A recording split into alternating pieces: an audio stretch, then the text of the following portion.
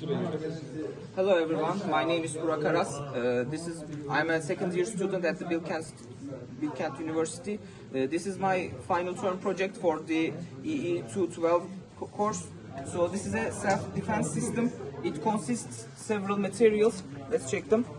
This is a sword. It is connected to the servo motor, which takes its orders from an interrupt service, and whenever this infrared sensor detects an object, it will send a message to the interrupt, and the code will go into an interrupt, and then the servo motor will include two attacks. First attack is a fast attack, and the second attack is a slash attack.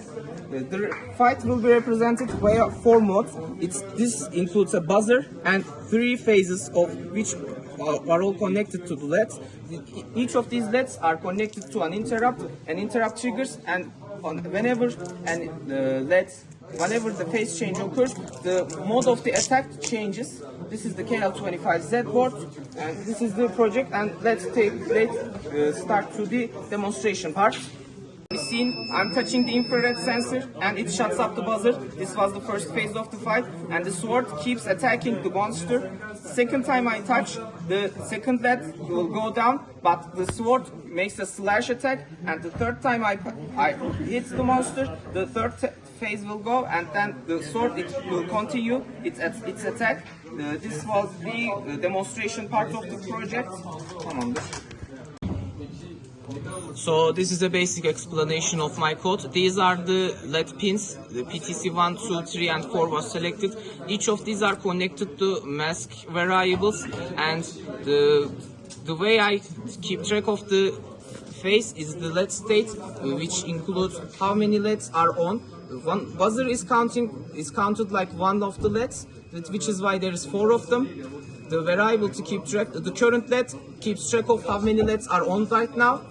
Clock frequency, pulse frequency, and prescaler values are defined for the servo and the sword attack part.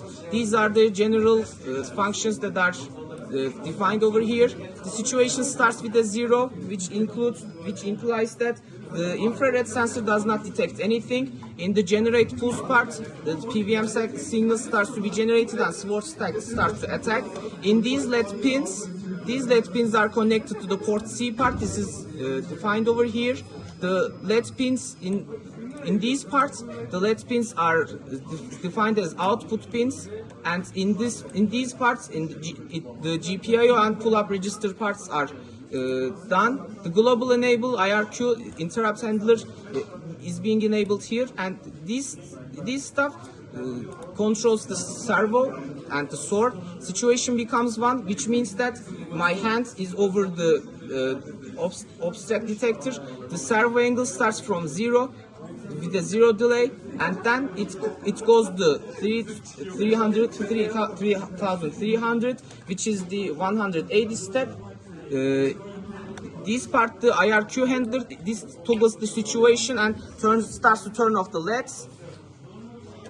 This part generates a pulse generates the pulse, and it uses TPM signals to control the servo motor.